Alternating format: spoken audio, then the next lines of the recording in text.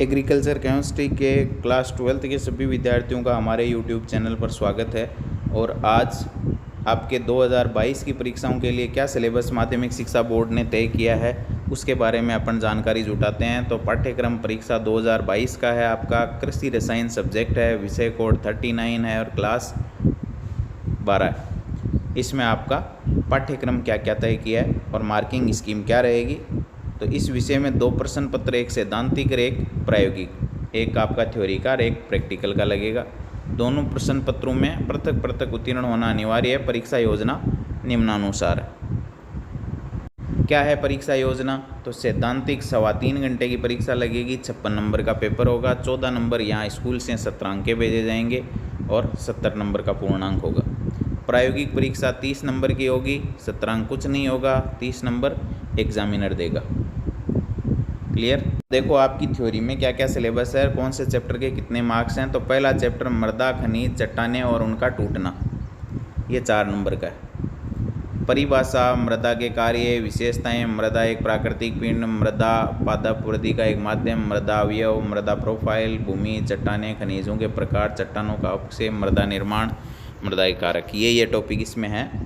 फिर second chapter है 3 number का, उसमें मृदा जीवांश पदार्थ और मृदा सूक्ष्म जीव शामिल किए गए हैं। इसमें परिभाषा, स्रोत, संगठन, विघटन को प्रभावित करने वाले कारक, ह्यूमस, परिभाषा, गुण निर्माण, जीवांश पदार्थों का मृदा गुणों और उर्वरता पर प्रभाव, मृदा सूक्ष्म जीव, कार्बन नाइट्रोजन अनुपात, नाइट्रोजन चक्र, सहजीव और असहजीवी नाइट्रोजन स्थिरीकरण। तो अपने को टॉपिक देख लेने हैं, टॉपिक देख करके अपने को पढ़ाई करनी है। फिर मृदा कोलोइड है, सोयल कोलोइड चैप्टर 3, उसमें परिभाषा, प्रकार और महत्व, गुण वर्गीकरण, मृदा में पाए जाने वाले प्रमुख खनिज और मृदा में क्ले का महत्व।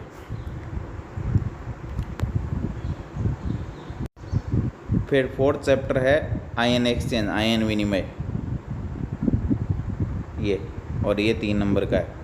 इसमें आयन विनिमय का महत्व है, धन आयन विनिमय क्रियाविधि, विनिमय आयनों का प्रकार, धन आयन विनिमय क्षमता, परिभाषा, महत्व, प्रभावित करने वाले कारक, मृदा का प्रतिशत, बेस संतृप्ति, धन आयन एवं पौधों का पोषण, ये शामिल किए गए। फिर 5वां चैप्टर है, ये भी 3 नंबर का है और मृदा अभिक्रिया। इसमें है पीएच स्केल, पीएच में परिवर्तन, मृदा पीएच का पोषक तत्वों की प्राप्ति से क्या संबंध है, मृदा पीएच का मृदा सूक्ष्म जीवों, पौधों की वृद्धि और रोगों पर प्रभाव, उभय प्रतिरोधक, ये शामिल किए गए। फिर 6ठा चैप्टर है वो अम्लीय और लवणीय प्रभावित मृदाएं, परिभाषा, विशेषताएं, अम्लीय मृदा बनने के कारण क्या है, अम्लता का प्रभाव पौधों पर, रासायनिक सुधार, लवण प्रभावित करने वाले मृदाओं का वर्गीकरण, परिभाषा, लवणीय एवं क्षारीय मृदा बनने के कारण एवं निर्माण, मृदा क्षारकता एवं लवणीयता का पौधों पर प्रभाव, लवणीय एवं क्षारीय मृदाओं की पहचान, उनका सुधार, सिंचाई जल की गुणवत्ता एवं लवणीय जल उपचार और प्रबंध, ये टॉपिक इसमें शामिल किए गए हैं और टॉपिक 4 नंबर का है, 6ठा चैप्टर। फिर चैप्टर 7 है, वो है पौधों के आवश्यक पोषक तत्व और ये 4 नंबर का है। वर्गीकरण, मृदा में पोषक तत्वों के उपलब्ध प्रारूप, पोषक तत्वों के पादप द्वारा अधिग्रहण की क्रियाविधि, उपलब्धता को प्रभावित करने वाले कारक, पोषक तत्वों के प्रमुख कार्य और कमी के लक्षण, यह है चैप्टर 7। चैप्टर 8 है विभिन्न उर्वरकों की मृदा में अभिक्रिया और फसलों पर प्रभाव, उर्वरकों की परिभाषा, वर्गीकरण, urea, calcium, ammonium nitrate, ammonium sulphate, di ammonium phosphate, single super phosphate, muriate of potash, potassium chloride, potassium sulphate, ये गुण संगठन, मृदा और फसलों पर प्रभाव, ये भी 4 नंबर का है। फिर है कृषि रसायन और पर्यावरण प्रदूषण, कृषि रसायन, परिभाषा, प्रकार, महत्व, पर्यावरण प्रदूषण की परिभाषा, पर्यावरणीय प्रदूषण के कारक, टोटल 8 नंबर का। उसके बाद उनके हानिकारक प्रभाव, नियंत्रण के उपाय, कृषि रसायनों के अनियंत्रित प्रयोग का पर्यावरण प्रदूषण, मृदा जल पर प्रभाव और नियंत्रण। फिर है जैव रसायन, आगे उसके अंदर परिरक्षक, परिभाषा, प्रकार, उपयोग, विशेषताएं, खाद्य रंग आ गए, परिभाषा, प्रकार, विशेषताएं, स्वास्थ्य पर प्रभाव, कार्बोहाइड्रेट, प्रोटीन, वसा, विटामिन, एंजाइम, परिभाषा, महत्व और उपलब्धता के प्रमुख स्रोत, ये भी टोटल 8 मार्क्स का है जैव रसायन। उसके बाद चैप्टर नंबर 11 है जैविक कार्बनिक खाद और जैव उर्वरक, ये 6 नंबर का है। जैविक खाद की परिभाषा, वर्गीकरण, जैविक खाद के भौतिक, रासायनिक और जैविक गुणों पर प्रभाव, गोबर की खाद, केंचुआ खाद, नारडेप कंपोस्ट, हरी खाद बनाने की विधि, महत्व और मृदा पर प्रभाव, खलियाँ और उनका मृदा में महत्व, जैव उर्वरक परिभाषा, वर्गीकरण, महत्व, लाभ, प्रयोग में सावधानियाँ, जैविक खाद और उर्वरक में भेद। ये 6 नंबर का था ही।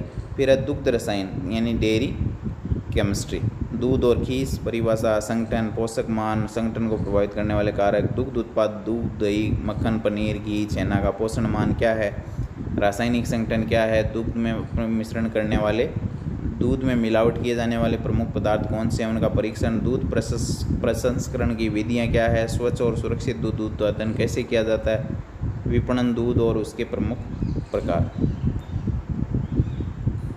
उसके बाद देखो आ गई आपके कृषि रसायन प्रायोगिक, उसमें मृदा नमूना लेने की विधि का प्रदर्शन करना है, मृदा अम्लीय और लवणीय की पीएच और ईसी का मान ज्ञात करना, इलेक्ट्रिकल कंडक्टेंस यानी चालकता, मृदा सिंचाई, जल में CO3- 2HCO3- Cl- की उपस्थिति ज्ञात करना, अथवा मृदा में जैविक कार्बन यानी CaCO3 की प्रतिशतता ज्ञात करना, जैविक खाद का परिपक्वता जांच के लिए स्टार्च आयोडीन परीक्षण करना, दुग्ध में अपमिश्रण की जांच, यूरिया, स्टार्च, सिंथेटिक दूध यानी दूध में मिलावट की जांच करना, ये भी आपके प्रैक्टिकल में है।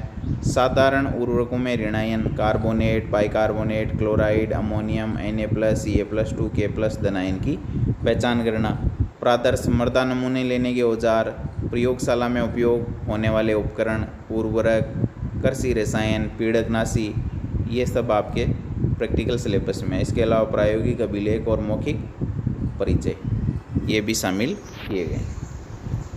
अब प्रैक्टिकल के सिलेबस के लिए यहाँ मार्क्स जो हैं वो निर्धारित नहीं किए हैं कौन से के कितने हैं, तो बोर्ड द्वारा जो पेपर आएगा बाद में उसमें आपके अलग अलग क्वेश्चन जो होंगे और उनके मार्क्स रिकॉर्ड कितने का है और मौखिक परिचय कितने का यानी वाइवा वॉइस कितने नंबर की है वो बाद में बोर्ड द्वारा निर्धारित किया जाएगा। फिलहाल ये सिलेबस आपके प्रैक्टिकल में और थ्योरी में रखा गया है। क्लियर? तो इसका पूरा अध्ययन कर लें, कौन से टॉपिक पढ़ने हैं कौन से नहीं पढ़ने नए सिलेबस के आधार पर।